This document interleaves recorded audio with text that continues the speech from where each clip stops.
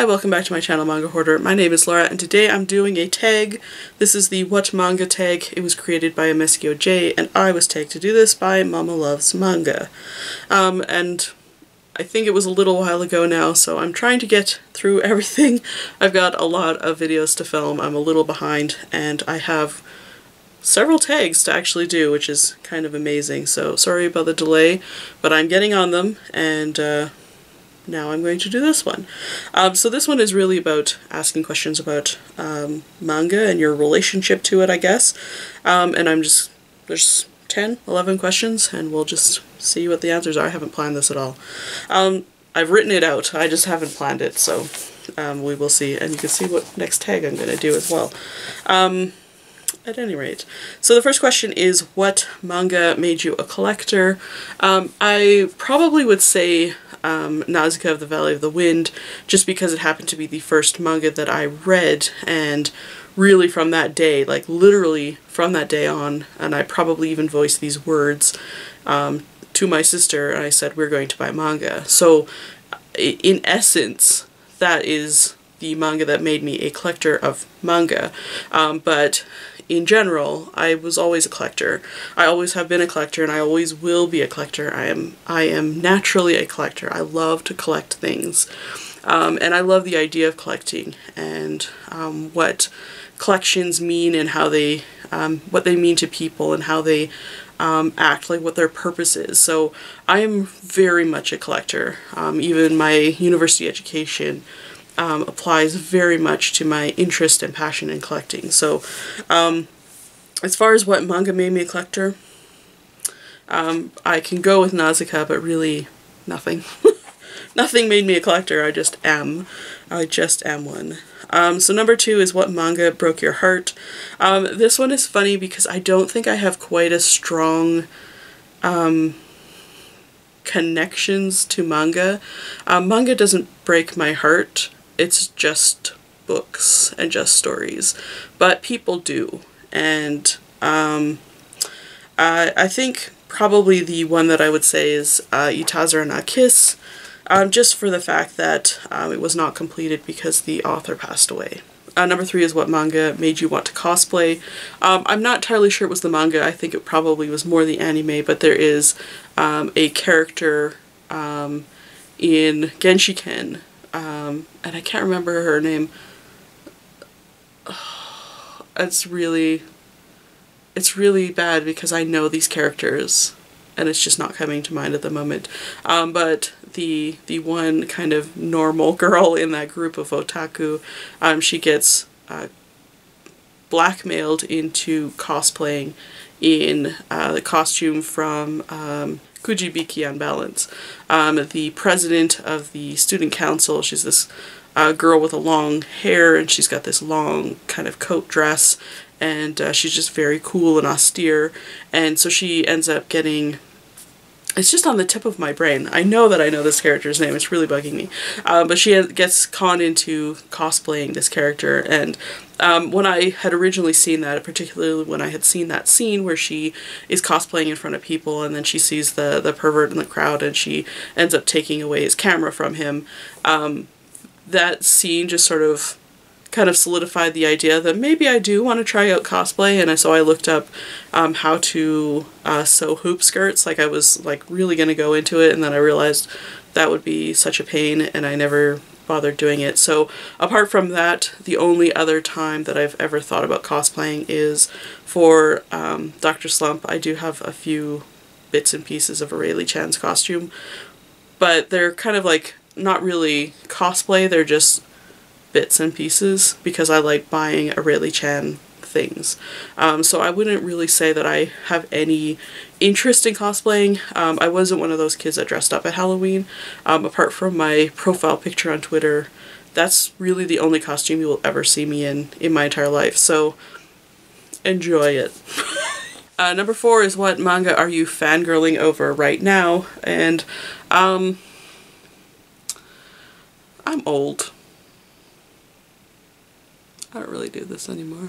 Do you feel like I'm just answering every question with, I don't really do this, I don't really do that? Yeah. I kind of have a hard time answering a lot of these questions because I feel like I'm not quite part of that part of. I feel like I don't really have that mentality anymore with my manga reading and collecting. I started fairly old, and so now I'm quite a bit older, and yeah, I don't feel like I experience manga the same way that a lot of people experience it. But as far as fangirling, I think probably the most closest to fangirling I could call would probably be Skip Beat. That one is by Yoshiki Nakamura, and I really love that series, and it is one of the few titles that I have to buy when it's released, and I have to read it as soon as it arrives. So I would say that I don't go online, I don't go and chat about it with a lot of people, you know, apart from talking about it here. You know, I'm not interested in dating the main character or any of that kind of stuff. I just really like the title, and I think that the relationships in it are adorable, and I love the personalities of the characters.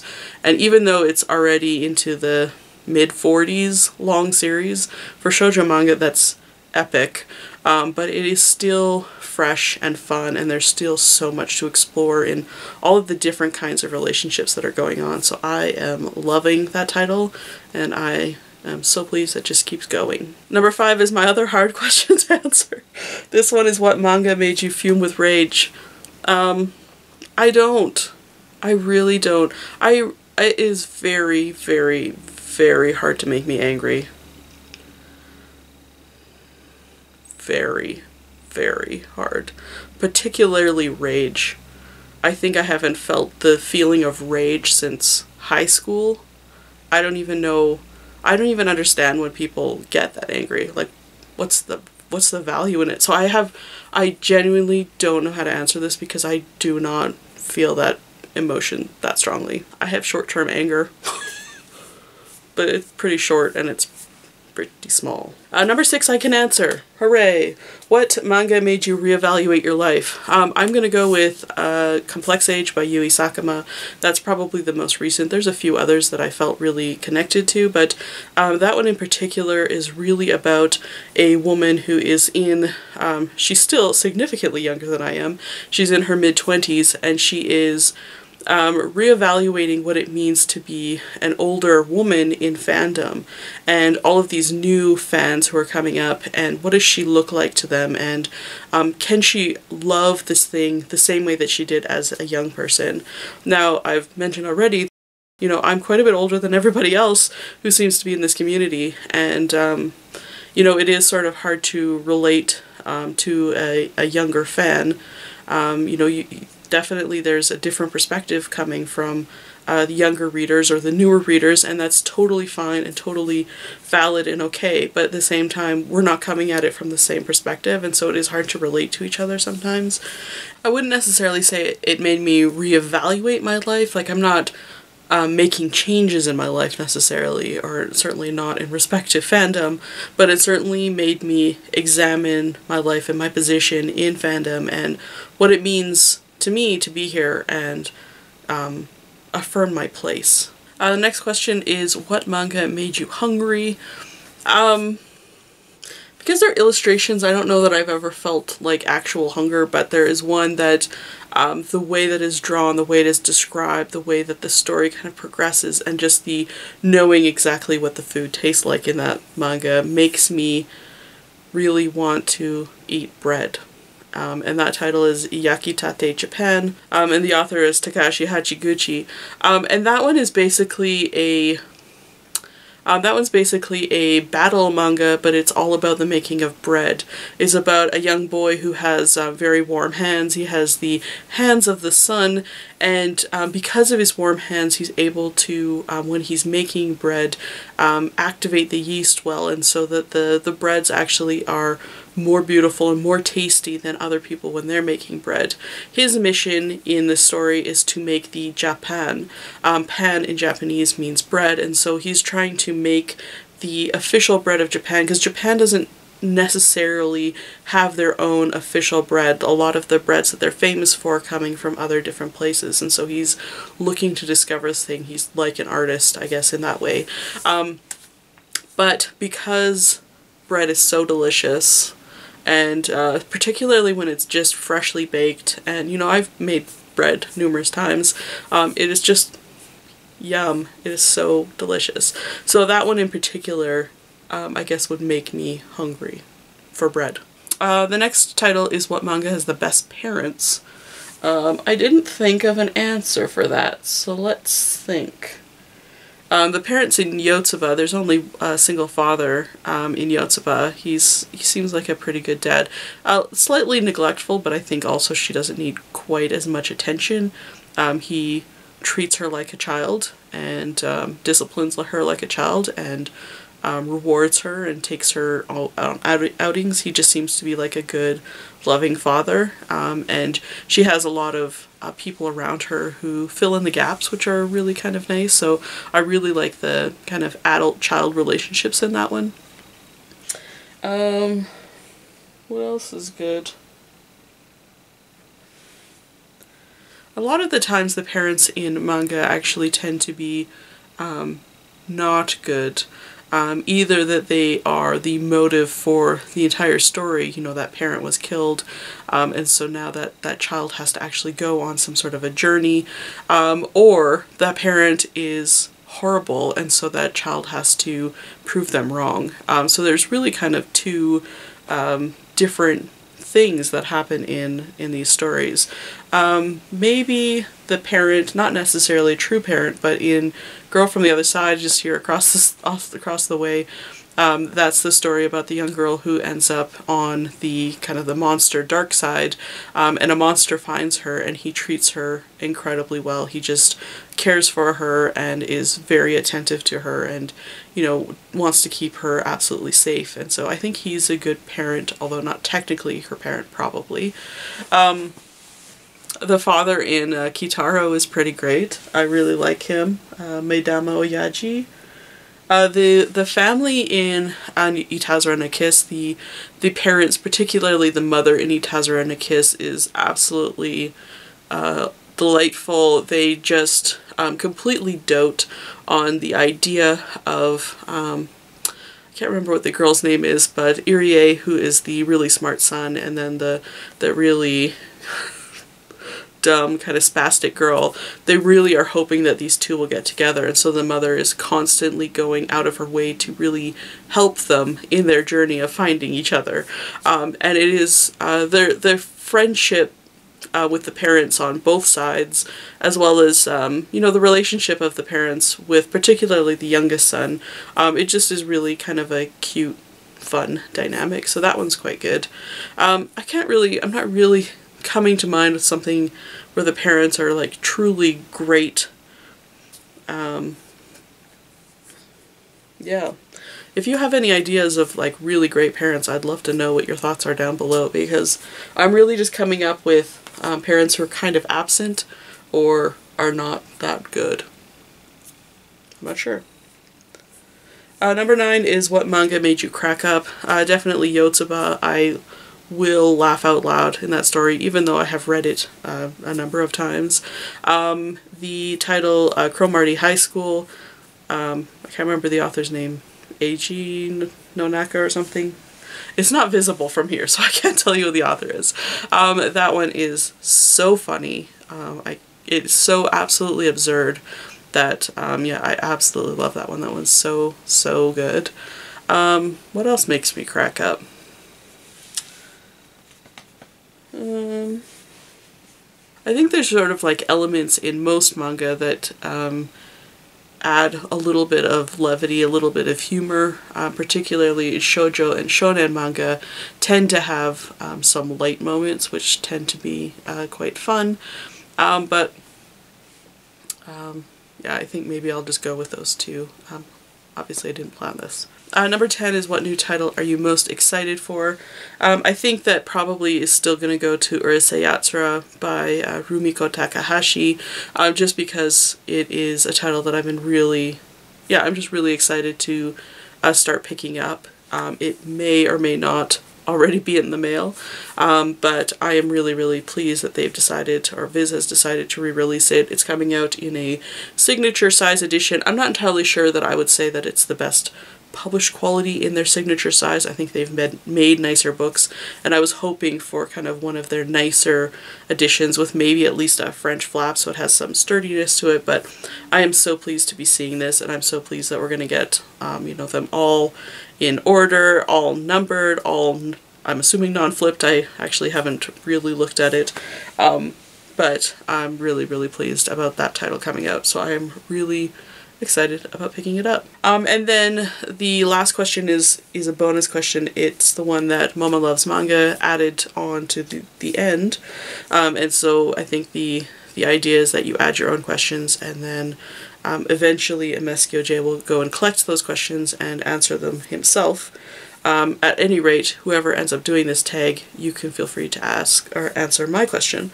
But MommaLuvsManga asks, what manga series do you regret selling or giving away? And I would answer, none, because I haven't. The only manga that I've ever given away were doubles. And I have not sold any manga.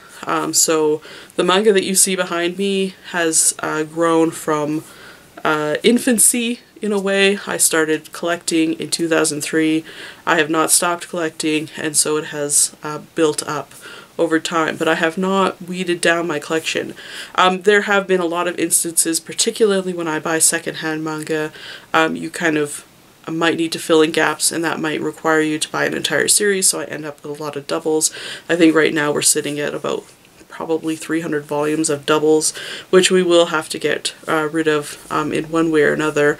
I'm not going to be doing giveaways just because I can't afford to do that this year, but we will look and see at other possible options. The last time I gave away manga was several years ago, apart from giveaways. Several years ago we gave all of our doubles away to local, the university anime club, so we gave boxes and boxes of manga to them. So I'm not sure that they're going to be the recipients this year. Might end up just selling them, but I have never actually given away a manga that we own but didn't have another copy of.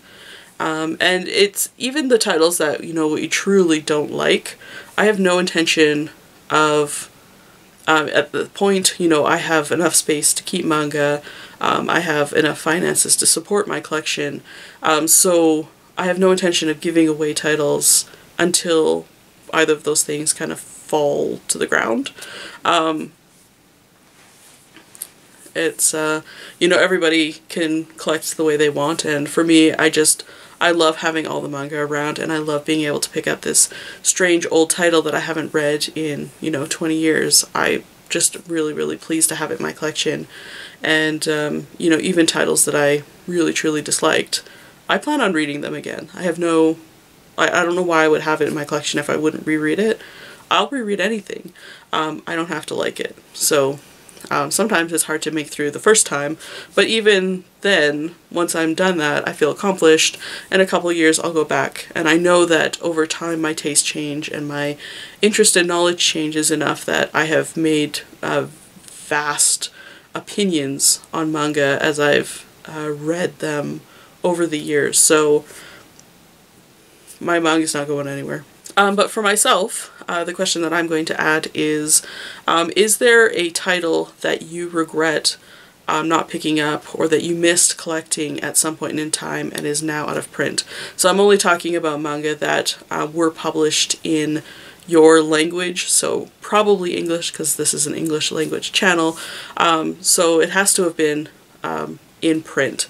And is there a title that you regret not being able to pick up? For me, there's a couple. I definitely am really upset that I didn't get to pick up the third volume of No Longer Human. I'm hoping that we'll see a reprint of that when Junji Ito's title comes out. Maybe we'll get to actually see that. That's the Usumara Furia title.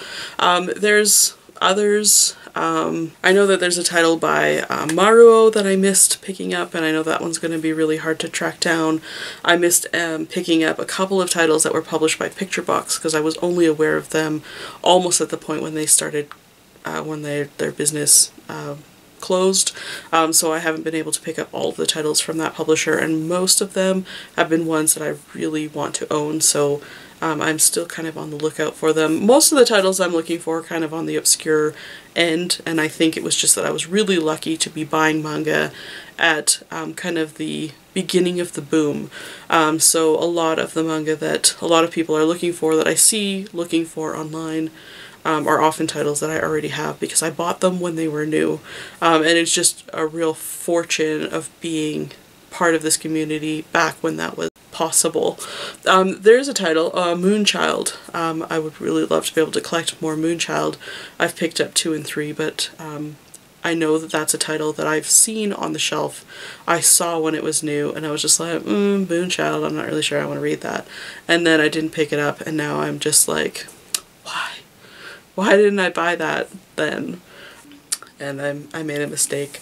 So, you know, I've missed picking up some titles as well, and I continue to be on the lookout for a lot of older titles, and I continue to collect older titles, but yeah, I'm just really curious what titles would you have wished to collect while they were still in print, let's say. Which ones did you miss out on that you wish that you could have? Yeah, so I'm really curious about that. Anyway, I think that's it for this video. These were lots of good questions. I hope I answered them alright. At any rate, I'm not really sure who's done this tag now. I think it's gone around a little bit in the community, so if you haven't done this tag and you would like to, please go ahead and do it. Let me know if you do, and I will go and check it out. Anyway, thank you so much for watching, and I'll see you in the next one. Bye for now.